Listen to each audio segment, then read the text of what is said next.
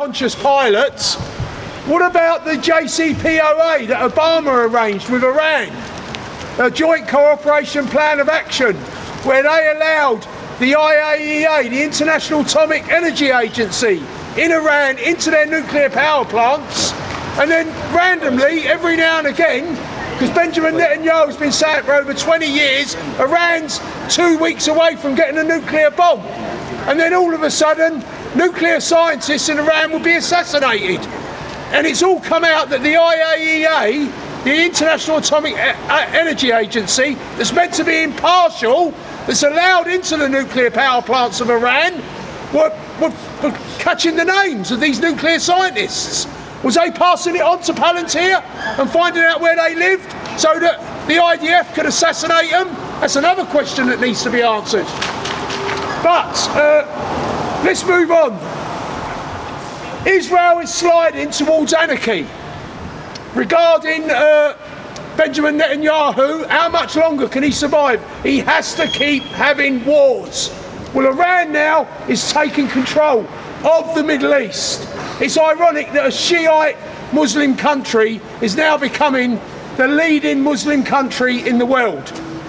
And they are dictating terms to America. It's called escalatory dominance. If Trump turns around, which he did, and said they're not going to get their sanctioned money given back to them unless they come to an agreement, a letter was written on Tuesday by the Ayatollah, who's the supreme leader, that said, if they turn around and put these demands on us, that we're not going to allow the money to be released that we seized off of them, billions upon billions of dollars, then he said this will be a precondition of any talks. Before we talk, now we want our money back. And if they turn around and the Israelis start bombing Lebanon, like they've been doing ever since the peace treaty, I didn't put that on my camera. 3 hospitals now blown up in Lebanon. This is a copycat of Gaza. What was it, 20 odd hospitals that got taken out in Gaza? So if they now start attacking Gaza, Iran said, escalatory dominance, we're not going to bomb the GCC countries' military installations, we're going to bomb directly to Israel. So this is escalatory dominance, to make sure they understand who controls the Middle East today, who controls the Persian Gulf today. And the people who control it is Iran. They have their throats round America and Israel's necks by controlling the Straits of Hormuz. Trump has tried to say that this is international waters. It is not international waters. You get 12 miles, Oman on the other side of the Straits is also sharing the toll booth, where they charge ships going in and out in Chinese yuan.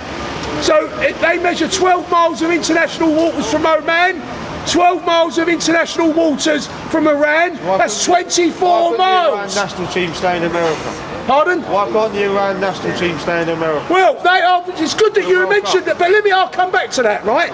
So it comes to 24 miles, right?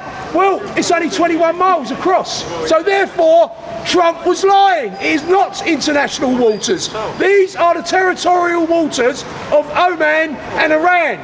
So they have the perfect legal right to block it up. And you know what?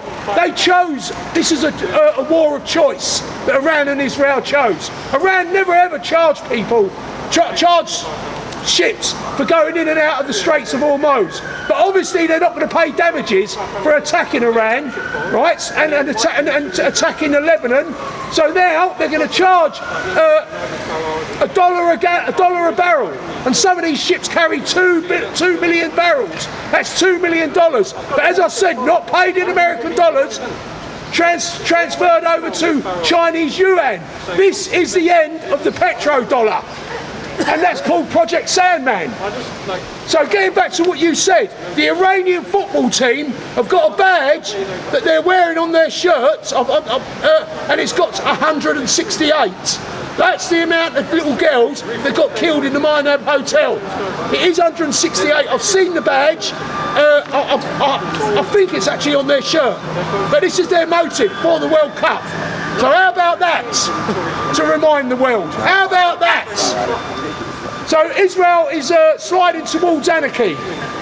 Former Supreme Court, because look, if you listen to an Israeli politician and he speaks in English, he's primarily speaking to the American audience, and it's propaganda. If you want the truth, you have to go to the Hebrew press, and not many people could translate Hebrew. But Alistair Crook's wife, she translates Hebrew. So a lot of this stuff here I'm going to read you out. Actually, I haven't subscribed to his Substack, so I only get a little bit of it. But it says, Conflicts Forum, that's Alistair Crook, on Substack, compilation of commentaries from leading Israeli political commentators, in brackets, predominantly translated from Hebrew. Former Supreme Court President Esther Hayat warns Israel sliding towards anarchy. Haaretz, probably the greatest newspaper in the world today, based in Israel, telling the truth about the genocide, telling the truth about October the 7th. Ben Caspit, The Purge, Netanyahu completes control of almost all centres of power in Israel as elections loom. Alan Bod David, under the most authoritarian Prime Minister ever. Netanyahu loyalist. Former Supreme Court President Esther Hayat has warned that Israel is sliding towards anarchy. This is what they're saying amongst themselves in Hebrew, translated into English. They won't say this in English. It's sliding towards anarchy following the violent ultra-Orthodox protests that took place in the front of the home of the Deputy Supreme Court President Noam Solberg. In a rare public statement, Hayat said that in recent hours we have witnessed calls by extremists groups to act against judges. Last week, dozens of ultra-Orthodox protesters attempted to break into Solberg's home in the West Bank settlement of Alan Shavot to protest the arrest of Haredim, who have ignored IDF draft orders. So these are the Orthodox Jews that are refusing to go to fight, and they're actually trying to attack the judges. This is out in Israel. We're not told nothing about this. The whole country is on the point of a civil war, and it's imploding. Hayat warned that this rampage and other serious incidents unfolding before our eyes constitute an ongoing assault on the principles of our democracy. First and foremost, the rule of law. I felt it necessary to warn that amid the daily security threats facing Israel, we are sliding towards anarchy at home. So that's one article. The new security paradigm being imposed by Iran on Israel. I've sort of mentioned this a little bit. It's on Chris Hedges on YouTube when he's got Alistair Crook. He's interviewing him. Have we got anything on that? The US-Israeli war heated up again over the weekend as Iran launched Operation Victory in response to Israel's continued attacks on southern Lebanon and attacks on Iranian infrastructure, and the United States bombing islands in the Straits of Hormuz over the weekend. In this episode, Chris Hedges speaks with former British diplomat Alistair Crook of the Conflicts Forum on Substack, who explains that given the failure of diplomatic negotiations, Iran has entered a new phase of the war, utilising the methodology of escalatory deterrence, in which every attack on Iran will be met with an increasingly greater response. Who's in charge if they do the greater response? A change in Israel's military strategy has occurred following the events of the 7th of October 23. Crook describes this as a shift away from primarily using military force to expand settlements to a focus on permanent security, aimed at eliminating any potential threats in the region. Israel is on a mission to establish a greater Israel by force. But this has taken a toll of the Israeli military, which is at a point of implosion. Both Netanyahu and Trump have boxed themselves in with wars on Palestine, Lebanon and Iran, generating heavy losses and little possibility of victory. but no clear political acceptable path to a resolution. Both face declining support in the polls and are likely to fare poorly in the next elections. The Likud party is fragmented, and Crook explains it's quite possible that the machine that Netanyahu's put into place over 20 or more years could implode. And the machinery is unbelievable what Netanyahu's done. If he goes, the whole machinery of the Israeli state could collapse. And he says that even if I lose, I might have to defy the loss. So Palantir supporting people of democracy, if Netanyahu loses that election, he's actually considering not to step down. But Palantir, I bet a penny to a pound, will still support him, even though they're not democratically elected. Well, they're already in, that's the point. Yeah, for President Trump, the outcome will be decided what happens to the global economy as shortages of critical resources, fuel, fertilisers, industrial inputs cause a growing crisis. Pain is a great transformer, says Crook, which may lead Western allies to accept greater concessions to Iran. In the big picture, Hedges and Crooks concur that the West, with its failing institutions, is in a process of catharsis. Whatever that means, I'm not sure. Catharsis. Catharsis, there we go. What does it mean? How's that spelt?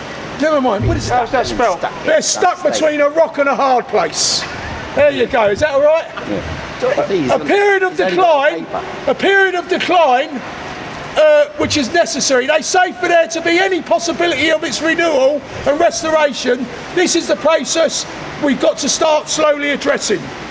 I will conclude of what's that called again? The chip. Oh, Silica, packed silica.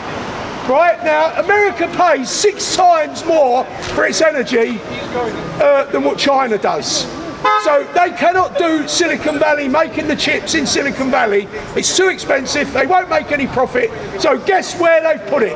They want to put it in the Gulf. But Iran said no.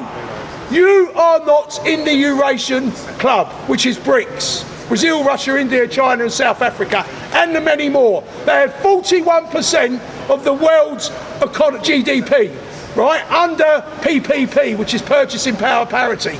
The G7, who are supposed to be the world's leading economies, only have 28%, and that was last year. I mean, this is changing on a monthly basis, and the gap's getting wider for BRICS. So they want to put the packed silica in the Gulf, right, and basically to say get cheap energy straight from the United Arab Emirates. But they are saying, no, Iran will not do it. They'll probably blow up these factories, and that'll be the end of that. So what does America do? Where can they? This is their AI. This is everything that these people want here.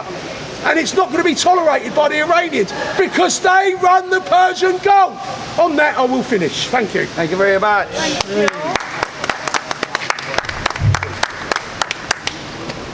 Any questions, anyone? That's us, ladies and gentlemen. You can visit our website, stoppalantir.org. You can sign the petition to Parliament there, stoppalantir.org, a petition to Parliament to cancel all the contracts between the British government and the public sector and Palantir. Thanks very much, ladies and gentlemen. See you next week. Any questions? The police got any questions? No? All right. Well, thanks for supporting us. We greatly appreciate it. Yes. No, it's a question when it's time. They've got knife crime to deal with. Why are you standing there?